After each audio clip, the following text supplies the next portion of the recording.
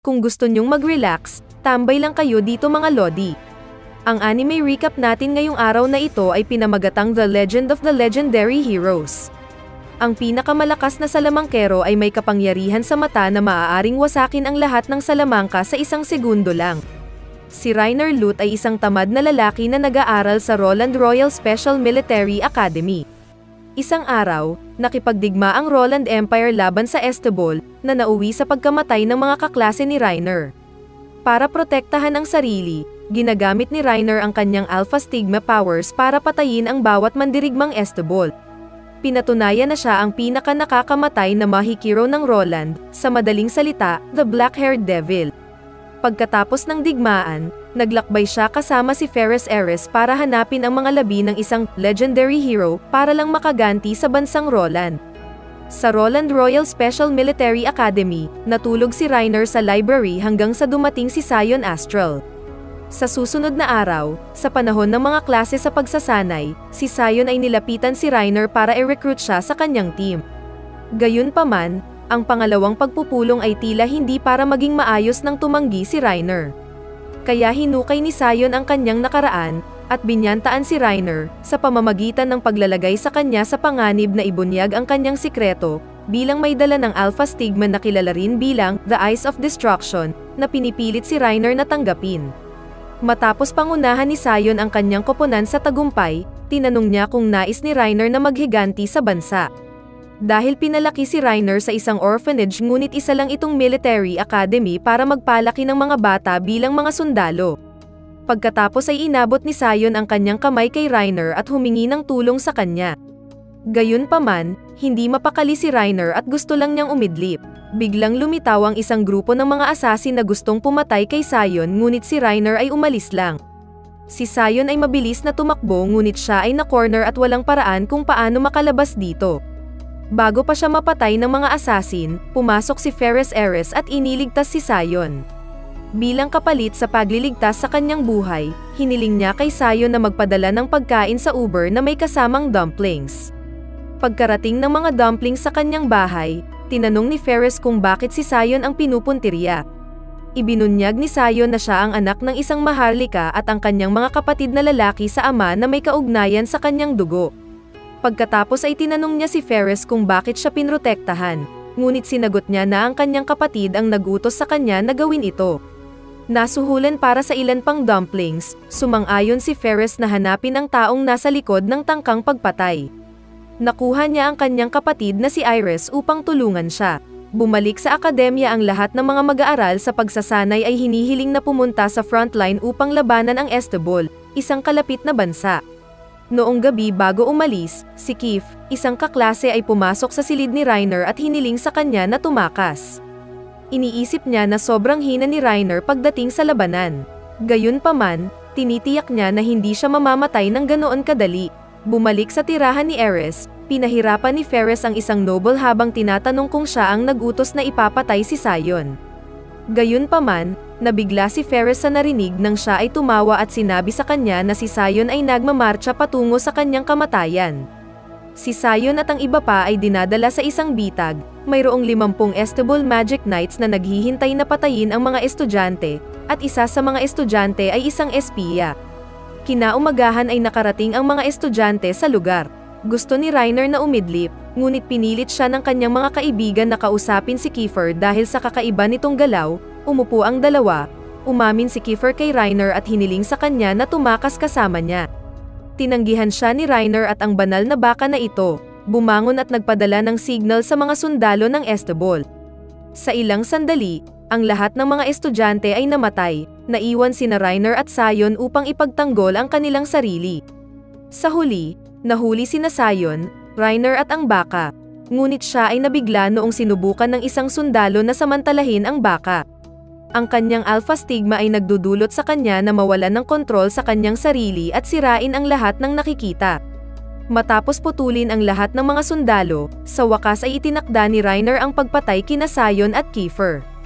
Gayunpaman, mabilis siyang pinilit ni Sion na ipikit ang kanyang mga mata, na naging sanhi ng pag-deactivate ng Alpha Stigma.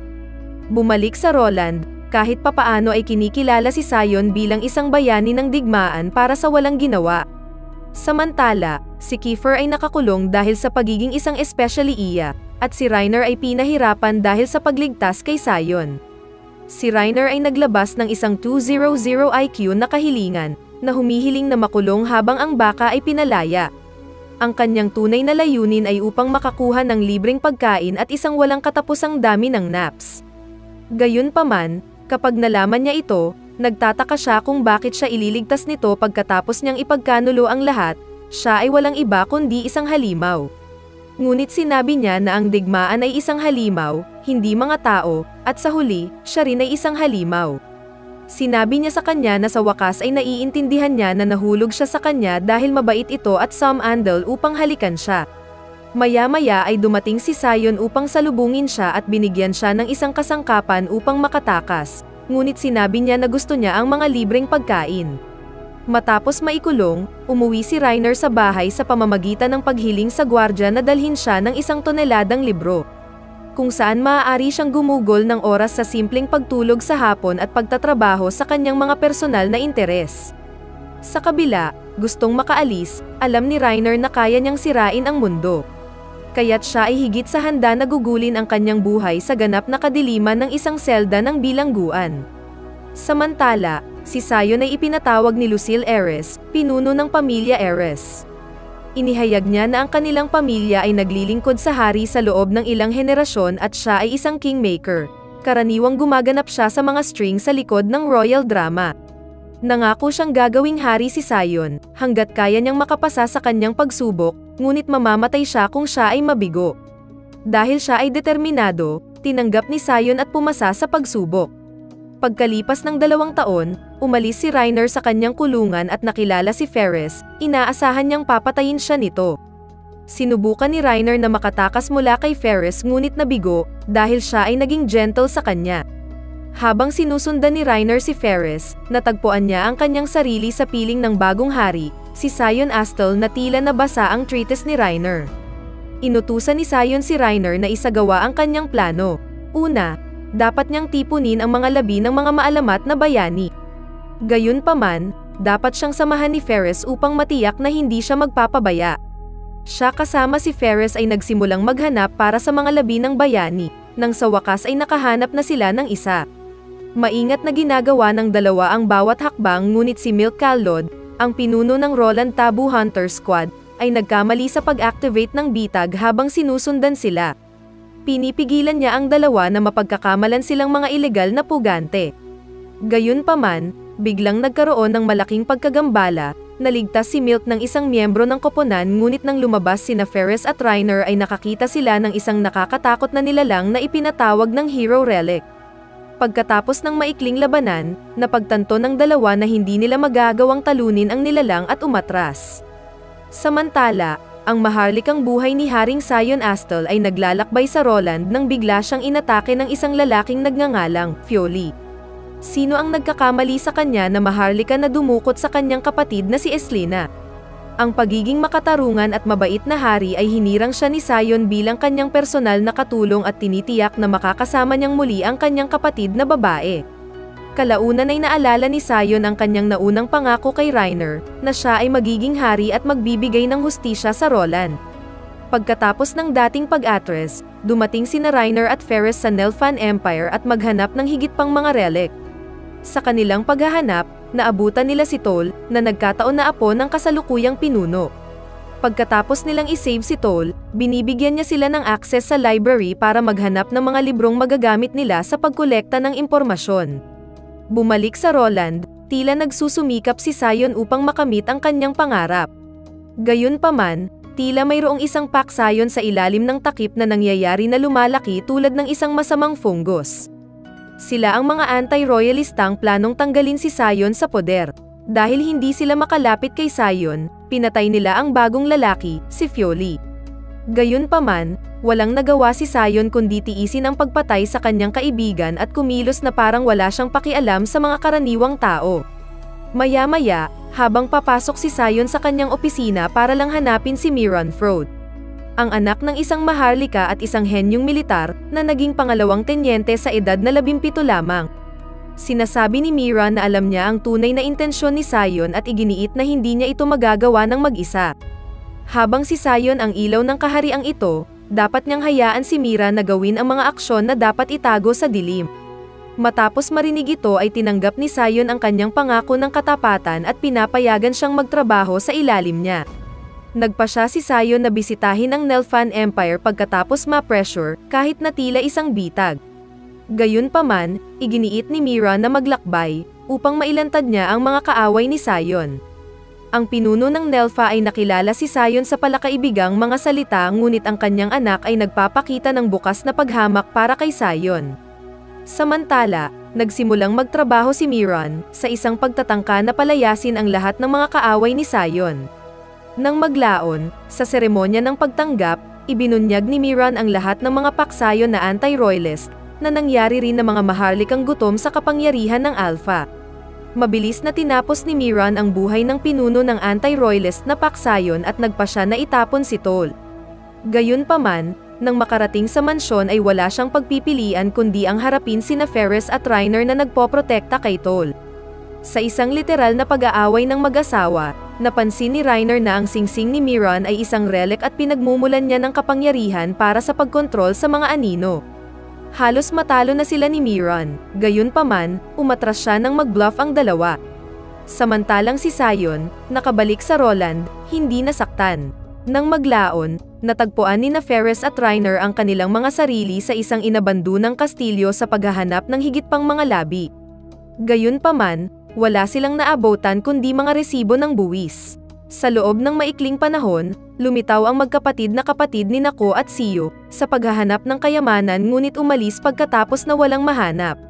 Samantala, hinahabol pa rin ni Milk si Reiner dahil siya ang bawal dahil sa ibinigay na utos ni Sion. Matapos mahanap ni Milk at ng kanyang koponan ang kanilang lokasyon, sinubukan nilang tambangan ngunit madaling talunin at itinali sa isang puno. Matapos sundin ang ilang mga pahiwatig, hinukay ni Reiner ang isang maliit na espada mula sa lupa na inaasahang magiging relic ng bayani. Gayunpaman, ang kanyang alpha stigma ay hindi makakuha ng pagbabasa dito at hindi siya sigurado kung ito ay tunay na isang relic o hindi. Samantala, isang army squadron ang nagmarcha patungo sa direksyon ni Reiner, ngunit si Milk ay sumisigaw upang itawag ang kanilang atensyon sa kanyang sarili. Gayunpaman, nang marinig ang sigaw ni Milk, parehong bumalik sina Reiner at Ferris at pinalaya siya. Nakaharap laban sa hukbo, hindi sigurado si Reiner kung ano ang gagawin sa relic at itinapon ito, na naging sanhi ng isang malaking dragon na pinakawalan mula dito. Nakikita kung paano hindi magagawa ng dalawa ang dragon na iyon. Parehong nagpa siya sina Reiner at Ferris na umatras. Samantala, ang kalapit na bansa ng Estebol ay nagsimula ng isang pag-aalsa laban kay Nelfa. Pagkatapos ng maikling pagpupulong, nakita ni Sion ang mga taktika ni Miran. Naiintindihan niya na siya ang may pananagutan sa pag-aalsa upang palakasin ang posisyon ni Sion. Gayunpaman, para mabawasan ang pagdanak ng dugo, inutusan ni Sion ang kanyang kanang kamay at pinakamalakas na commander na si Clone na Crimson Fingered na sugpuin ang pag-aalsa. Sa kabila ng kanyang mga pagtatangka na panatilihing kaunti ang pagdanak ng dugo, nakita niya si Miran na sumalakay sa kuta ng Estebol mula sa ibang panig. Matapos makita si Miran, sumunod si Clo sa paghabol sa kanya, pumasok si Miran sa kuta at pinapatay ang sinuman sa paningin ni Clo. Ang tanging natitirang miyembro na natitira ay si Prinsesa Noa N.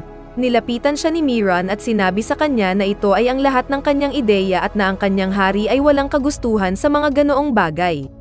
Sinabi pa niya sa kanya na papatayin siya at kumakalat ang salita na pagkatapos patayin ang mga hostage, nagpakamatay ang prinsesa. Sa wakas ay pumasok si Clo upang iligtas ang araw, nakipagkumpetensya siya laban kay Miran. Ngunit pumasok si Prinsesa Noa at inalok si Miran ng kanyang tulong sa pamamagitan ng pangakong kukumbinsihin ang kanyang mga tao na sundin ang hari ng Roland. Sa huli, wala talagang kapangyarihan si Sion, isa lang siyang sangla sa grand scheme ng mga bagay-bagay. Nagsimulang mapansin ni Sion ang hindi mabilang na mga katawan na naglalaho pagkatapos magpadala ng mensahe ang hitsura ng dragon kina Ferris at Reiner sa pamamagitan ni Iris. Gayunpaman, tila nawala ito ni Iris at sinabi sa dalawa na ito ay may kaugnayan sa ilang dragon. Sa pag-aakalang gusto ni Sion na imbestigahan ng duo ang Dragon Relic. Bumisita sila sa site ngunit ang nakita nila ay hindi mabilang na mga bangkay. Nahanap din nila roon sina Sio at Ko, na nagkataong naghahanap din ng mga relic ng bayani. Dahil itinapon ni Reiner ang Dragon Relic at ang kaguluhang dulot ng Tabo Breaker Squad. Upang maiwasan ang anumang pagtagas, pinatay ni Sio at Ko ang lahat at ngayon ay gusto na rin nilang wakasan ang buhay ni Reiner at Ferris. Ang dalawang duo ay nakikipaglaban ngunit mabilis na napagtanto ni Ferris at Reiner na ang laban na ito ay higit pa sa kanilang kakayanin. Dahil may dalawa pang relic ang magkapatid bukod sa Dragon Relic. Gayunpaman, bago sila makatakas ay ina-activate ni Sio ang Alpha Stigma ni Reiner para makristal at makolekta niya ito. Sa sandaling mawalan ng kontrol si Reiner, sinimulan niyang sirain ang lahat ng nakikita. Sa kabila ng paggamit ni Soy ng relic na nagpapawalang bisa sa magic, ang kanyang braso ay nawasak kasama ng relic kapag sinusubukang kunin si Reiner. Mabilis na napagtanto ng magkapatid na duo na ito ay hindi isang simpleng Alpha Stigma at retreat. Nagsimulang salakayin ni Reiner ang mga fairy, nagawa niyang isuot ang kanyang sapatos at kahit papaano ay naiwasan niya ang lahat ng kanyang mahika. Sa kabutihang palad, nagawa niyang pakalmayan siya, sa pamamagitan ng pagtiyak sa kanya na hindi siya isang halimaw. Pagkatapos gumaling, bumalik sila upang maghanap ng higit pang mga relic at nakatagpo ang isang batang babae na binubuli ng dalawang lalaki. Matapos mailigtas, humingi siya ng tulong sa kanila dahil nahuli ang isang kaibigan niya nang malaman na mayroon itong espesyal na mahiwagang kapangyarihan at kumikinang na mga mata. Samantala, pabalik sa Roland, si Sion ay abala sa kanyang karaniwang gawaing papel nang lumitaw ang tagapagdala ng masamang balita na si Marin at nagkwento tungkol sa isang pag-aalsa na nagaganap sa Hilaga. Pagkatapos, ang tila isang petsa kasama si General Klo, pumasok si Prinsesa Noa sa kanyang silid, nalaman lamang na puno ito ng mga asasin na umaatake sa kanya. Gayunpaman, mabilis na napagtanto ni Klo na may isang bagay na hindi tama at iniligtas siya. Si Haring Sion ngayon ay dapat gumawa ng ilang mabilis na aksyon pagkatapos na ma-corner ng pag-aalsa na nagsisimula sa North. Itinataguyod niya ang ilang mga manggagawang uring lalaki sa mga hindi pa nagagawang pagkakataon. Ginagawang magkasalungat ang mga maharlika at mga karaniwang tao. Sa wakas ay naiintindihan niya na ang pagdanak ng dugo sa bagay na ito ay kinakailangan, at hanggat may kakaunting pagdanak ng dugo hanggat maaari ay handa siyang magsakripisyo. Gayunpaman, mabilis na itinuro ni Marin na ang planong ito ay maaaring mag-backfire. Sa kabilang banda, sina Reiner at Ferris ay nakikipaglaban sa mga salamangkero at mga sundalo sa imperyo ng Runa, na nagsisikap na suyuin ang Alpha Stigma mula sa batang lalaki, si Arua. Nang makita ang kalagayan ni Arua, nabigla si Reiner sa kanyang kabataan, at kumpiyansa siya na hindi niya hahayaang maranasan ni Arua ang parehong kapalaran. Gayunpaman, habang tumatagal ang laban, napatay ang ama ni Arua at ang Alpha Stigma ng Arua ay nag-activate dahil sa matinding trauma na naranasan niya sa sandaling iyon. Kahit na sina Ferris at Reiner ang nagligtas sa bata, pinagpapalo pa rin ni Reiner ang sarili dahil hindi niya nailigtas si Arua sa trahedyang naganap. Pero nagpasya pa rin silang mag-move on, at dapat tumakbo mula sa mga sundalo habang sinusubukan nilang dalhin si Aura sa bayan ng Reget. Bumalik sa Roland, ibinalita ni Klo ang balita ng isang pag-aalsa sa kanyang sariling bayan sa Sion. Dahil siya ang misteryosong katauhan, inaanyayahan ni Miran ang lahat ng maharlika sa bahay sa tulong ng kanyang ama. Mabilis na napagkamalan ng pagtitipon na ang pagpupulong ay isang talakayan para alisin si Sion sa trono. Gayunpaman, ang pagpupulong ay itinakda lamang ni Miran upang patayin ang lahat ng mga maharlika. Matapos patayin ni Miran ang kanyang ama, lumitaw ang isang estranghero mula sa ibang bansa na tila kapantay ni Miran. Gayunpaman, sa pagtakas niya ay inilabas niya ang isang huling hakbang, sinusubukang wakasan ang buhay ni Mira. Lumitaw si Klo nang wala saan at iniligtas siya. Tinanong niya si Marin tungkol sa kung ano ang nangyayari ngunit sumagot si Marin na hindi niya alam. Ang isang bagay ay tiyak na malapit na ang digmaan. Sa kabilang dulo, ipinahayag si Nako at Soy bilang mga ahente para sa imperyo ng Gastark, na humiling sa kaharian ng Runa na bumuo ng isang alyansa sa kanila upang sakupin si Roland.